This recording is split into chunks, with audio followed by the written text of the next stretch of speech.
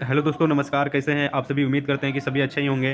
तो दोस्तों, यहाँ पर आप लोग देख सकते हैं क्लास 9th का जो मासिक परीक्षा होने जा रहा है, ठीक है? उसका संस्कृत का हम लोग लेकर आ चुके हैं सब्जेक्टिव, ठीक है?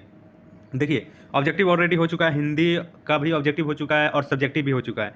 लेकिन संस्कृत का सब्जेक्टिव बाकी था, ठीक है? तो इसका सब्जेक्टिव हम लेकर आ चुके हैं। ऑब्जेक्टिव ऑलरेडी हो चुका है, पूरा का पूरा ऑब्जेक्टिव हो चुका है, ठीक है? ये जितना आप लोग ऑब्जेक्टिव देख रहे हैं पूरा हो चुका है। इस वीडियो में मैं आप लोगों को पूरा का पूरा सब्जेक्टिव बताऊँगा, ठीक है? और वो भी आंसर के साथ में पूरा यहाँ पर आंसर आप लोगों को दिख जाएगा। पूरा का पूरा आंसर यहाँ पर दे दिया गया है, ठीक है? जितना भी आपको आंसर देना है सब्जेक्टिव का पूरा आंसर दे दिया गया है। तो आप लोगों को करना क्या है, तो करना यही है कि आप लोग वीडियो को लाइक कर दीजिए ज़्यादा से ज़्यादा और अपने दोस्तों में शेयर कर दीजिए। आपके जितने भी दोस्त हैं, कोचिंग फ्रेंड या फिर स्कूल फ्रेंड, तो उनके पास ग्रुप में शेयर कर दीजिएगा इस वीडियो को, ठीक है?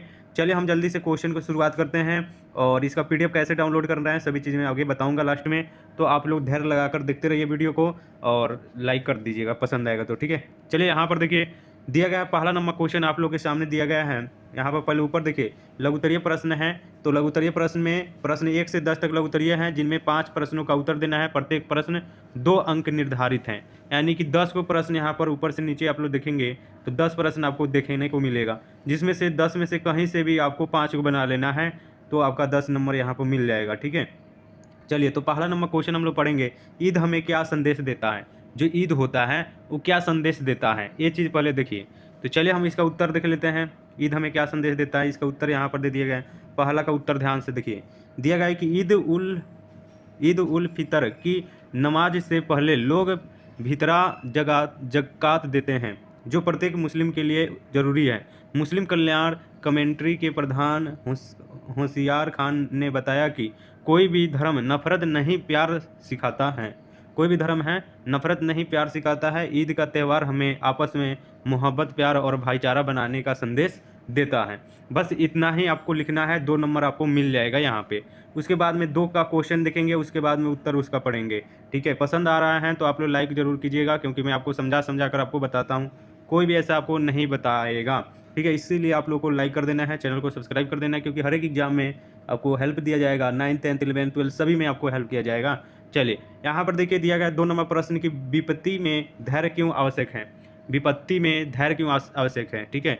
चलिए, तो अपने मन से आप लोग लिख सकते हैं विपत्ति में धैर्य क्यों आवश्यक है। चलिए यहाँ पर देखिए उत्तर दिया गया है कि जागरण संवादता, यानी कि पानीपत जनचार समुद्र मुनि के कहा कि धैर्यवान व्यक्ति उन्नति प्रगति पाता है। यानी ऋषिगण या फिर बहुत सारे लोगों ने कहा है कि जो धैर्यवान व्यक्ति है उन्नति प्राप्त करता है और धैर्य आत्मा का गुण है। धैर्य ही आत्मा का गुण है। विपत्ति में अपने को धैर्य रखना और स्थिर रखना समय का समाधान है। इससे समस्या दूर हो जाता है, ठीक है? धैर्य बनाए रखना चाहिए, ठीक है? ये चीज़ ध्यान रखिएगा। 2 का उत्तर हो गया ये, आप इतना लिख लीजिएगा, 2 नंबर आपको मिल जाएगा, ठीक है? उसके बाद में हम लोग चलेंगे यहाँ पर 3 नंबर प्रश्न देख लेंगे ना, 3 नहीं बनाया है, 4 बनाया गया है, तो 4 का क्वेश्चन देखेंगे हम, ठीक है? चलिए 4 नंबर क्वेश्चन यहाँ पर देखिएगा। 3 नंबर यहाँ पर दिया गया, आप लोग चाहो तो पढ़कर बना सकते हो। 3 नंबर प्रश्न है कि विविधता के साथ बुद्धिमत्ता भी क्यों आवश्यक है? तो ये नहीं बनाया है। 4 नंबर देखिए, 4 का उत्तर दिया गया है कि चित्रकला का प्रचलन संसार के समय 2 उदाहरण दे। तो चलिए 4 का उत्तर हम लोग समझते हैं। दिया गया यहाँ पर ध्यान से देखिए, भारत में चित्रकला प्राचीन काल से शुरू है। यानी कि यहाँ पर देखिए भाषण कला में ही मानव के गुफा चित्रण के प्रमाण मिले हैं। भारत में चित्रकला और कला का इतिहास मध्य प्रदेश की भीमबेटका गुफाओं की प्रयोग ऐतिहासिक काल की चट्टानों पर बने पशुओं के रेखांकन और चित्रांकन के मूल्यांकनों से प्रारंभ होता है। तो ये हो गया हमारा 4 का उत्तर। इतना पढ़ लीजिए, बना लीजिएगा, 2 नंबर आपको मिल जाएगा। उसके बाद में यहाँ पर देखिए ध्यानपूर्वक आप लोग को देखना है। चलिए 4 के बाद किसका उत्तर दिया गया है, तो 9 का, ठीक है? तो 9 नंबर क्वेश्चन हम लोग पढ़ेंगे, ठीक है? चलिए यहाँ पर दिया गया 9 नंबर क्वेश्चन, आप लोग पूरा का पूरा पढ़ लीजिएगा, उसके बाद बनाइएगा क्वेश्चन, ठीक है? पूरा का पूरा क्वेश्चन यहाँ पर दिया गया है, जो मर्जी करेगा उसका उत्तर आप लोग को देना है, ठीक है? चलिए यहाँ पर पढ़ लीजिएगा। 4 के बाद में यहाँ पर 5 नंबर दिया कि मूर्ति कला राज्य का वैभव है कैसे। उसके बाद में दिया गया मगध मंडल के 2 गीतों के नाम लिखे। उसके बाद में दिया गया कि लास्य नृत्य किस भाव का सूचक है। 8 नंबर दिया कि ब्राह्म जी किसको नहीं समझा सकते। और 9 नंबर दिया गया कि संगति मनुष्यों को क्या क्या प्रदान करती है। तो चलिए 9 का उत्तर हम दिए हैं, तो इसका उत्तर हम लोग समझेंगे, क्वेश्चन समझेंगे। संगति मनुष्यों को क्या क्या प्रदान करती है। जो विद्यार्थी लाइक नहीं कर रहे हैं तो आप लोग लाइक ज़रूर कीजिएगा और सब शेयर भी कर दीजिए अपने दोस्तों में, और सब्सक्राइब तो करना ही है क्योंकि आप लोगों को नोटिफिकेशन वहाँ पर जाएगा जब भी हम नेक्स्ट वीडियो लेकर आएंगे परसों का एग्जाम का, तो आप लोगों को चलना चाहिए। चलिए 9 नंबर क्वेश्चन हम लोग देख लेते हैं। उत्तर दिया गया है कि संगति से मनुष्य का समाज में सम्मान होता है। सज्जनों के साथ रहकर दुराचारी मनुष्य भी अपने बुरे कर्म छोड़ देता है। समाज में उसकी प्रतिष्ठा होने लगती है। गुलाब के पौधे के आसपास की मिट्टी भी कुछ समय में सुवांशित हो जाती है, मतलब सुगंधित हो जाती है। अपने संपर्क में आने वाले को सुगंधित कर देता है। यानी कि इसका मतलब है कि सत्य गति, ठीक है, मतलब जो संगति है वो अच्छा होना चाहिए, ये चीज़ है, ठीक है। 9 का उत्तर हो गया। उसके बाद में 10 का उत्तर यहाँ पर दे दिया गया है, मतलब 5 को बनाना है। हम आपको बता दिए, पहला का उत्तर दे दिया, दूसरा का उत्तर दे दिया, चौथा का उत्तर दे दिया, 9वां का उत्तर दे दिया, उसके बाद में 10वां का। 5 को आप लोग गिन लीजिए, हो जाएगा, ठीक है। चलिए दिया गया 10 नंबर प्रश्न यहाँ पर हम लोग पढ़ेंगे। दिया गया है कि थीर पुरुष का लक्षण क्या है। थीर पुरुष का लक्षण क्या है। चलिए इसका उत्तर हम लोग समझते हैं। थीर पुरुष का क्या है, आप लोग स्क्रीनशॉट भी ले सकते हैं चाहें तो। देखिए, सुख दुख को समान समझने वाले जिस स्थिर पुरुष को ये इंद्रियों तथा विषयों के संबंध व्यक्तित्व नहीं करते, वही अमृत प्राप्ति के लिए समर्थन होते हैं तथा स्थिर पुरुष ही मोक्ष प्राप्ति के योग होते हैं। अतः पदार्थों की उत्पत्ति नहीं होती, सत पदार्थ का अभाव या नाश नहीं होता, ठीक है। यही चीज़ है, यहाँ पर 2 नंबर मिल जाएगा आपको। उसके बाद में दीर्घ उत्तरीय प्रश्न हम लोग देखेंगे, ठीक है। दीर्घ उत्तरीय प्रश्न यहाँ पर 12 नंबर क्वेश्चन दिया गया है। यहाँ पर देखो दिया गया है दीर्घ उत्तरीय प्रश्न, यहाँ पर ध्यान से देखिएगा। दीर्घ उत्तरीय में 11 से 15 तक दिया गया है प्रश्न 5 गो, जिसमें से आपको 3 गो क्वेश्चन बनाने होंगे, 3 प्रश्नों का उत्तर देना है। प्रत्येक अंक 5 अंक निर्धारित हैं, यानी 3 गो प्रश्न बनाइएगा तो 15 नंबर आपको यहाँ पर मिल जाएगा।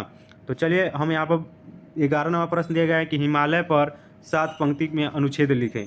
तो आप लोग हिमालय के बारे में 7 पंक्ति में अनुच्छेद लिख दीजिएगा, या फिर प्रधानाध्यापक को 7 दिनों की छुट्टी के लिए आवेदन पत्र लिखे। तो 12 नंबर हम बना दिए हैं सिंपली से। तो चलिए हम लोग 12 नंबर देख लेते हैं क्वेश्चन का आंसर। चलिए यहाँ पर प्रधानाध्यापक के बारे में यहाँ पर लिया गया है, आप लोग दीर्घ उत्तरीय में देख सकते हैं। चलिए यहाँ पर देखिए लिखा गया है कि श्रीमान प्रधानाचार्य महोदय, यहाँ पर दिया गया मरवाड़ी महाविद्यालय दरभंगा, जो भी आपका स्कूल का नाम होगा वो लिखिएगा। विषय 1 सप्ताह में आवश्यक के लिए प्रधाना पत्र, ठीक है। सविनय निवेदन है कि कल विद्यालय में अवकाश घर लौटते समय तेज धूप पड़ने के कारण मेरी तबीयत खराब हो गई है। इसको आपको संस्कृत में लिखना पड़ेगा, ठीक है। ये हिंदी में दिया गया है लेकिन ये संस्कृत का है तो संस्कृत में आपको लिखना पड़ेगा, ठीक है। तो इसको आप लोग देख लीजिएगा, हिंदी में छपा दिया गया है, ठीक है। उसके बाद में देखिए यहाँ पर देखिए उसके बाद में कितना का आंसर दिया गया, तो 13 और 14 का उत्तर दे दिया गया, ठीक है। 12 हो गया, 13 नंबर क्वेश्चन यहाँ पर देखिए दिया गया कि नीति पदों से हमें क्या शिक्षा मिलती है। तो इसका उत्तर आपको दे देना है 13 नंबर में। चलिए हम 13 नंबर क्वेश्चन आपको पढ़ के बताते हैं। तो देखो 13 नंबर क्वेश्चन का उत्तर दिया गया है कि भर्तृहरि विरचित नीति शतक नीति काव्यों में श्रेष्ठ स्थान रखता है। इन पदों में उन्हें अपन लौकिक व्यवहारिक ज्ञान का सूक्ष्म परिचय देते हुए अपने अभाव को अत्यंत सहज और सरल, प्रभावित एवं सुंदर शब्दों में प्रस्तुत किया है। उसके बाद में 14 का उत्तर यहाँ पर दिया गया है, ध्यानपूर्वक आप लोग देख लीजिएगा, ठीक है। 14 का क्वेश्चन देख लेते हैं। दिया गया है कि ज्ञान भारक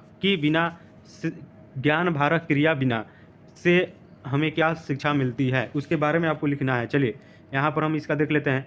तो देखिए लिखा गया है यहाँ पर ज्ञान भारक क्रिया बिना।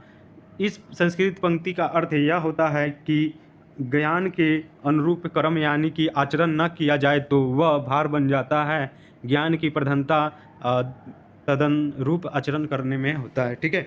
ये हो गया आप लोगों का सब्जेक्टिव प्रश्न पूरा का पूरा मैं बता दिया। 3 को यहाँ पर भी बता दिया, 12, 13 और 14, ठीक है। तो आप लोग का सब्जेक्टिव संस्कृत का पूरा कंप्लीट कर दिया, ठीक है। तो आप लोग को भी लाइक को एक सब्सक्राइब कर लेना है चैनल पर, ठीक है। फिर मिलते हैं नेक्स्ट वीडियो में। और इसका PDF चाहते हैं तो ग्रुप में आप लोग को जुड़ जाना है, लिंक डिस्क्रिप्शन में आपको मिल जाएगा।